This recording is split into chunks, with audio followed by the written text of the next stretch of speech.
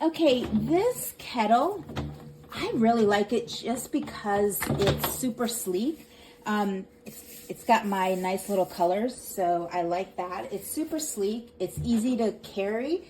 It has, the top actually has a little, if I can get this up here, a little carrying thing so that when you do put it on, you can actually carry it.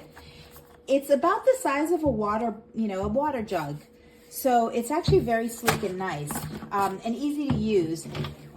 This is the plug that you plug in the back, and when you're not using it, it has a nice little silicone that goes over it, but when you are using it, you just plug it in, you pour your water in here.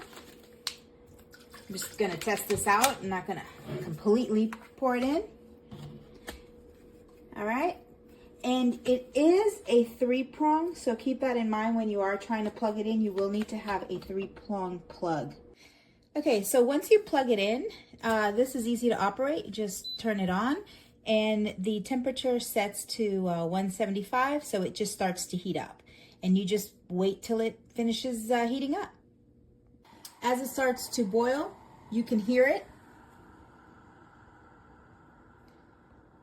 The steam.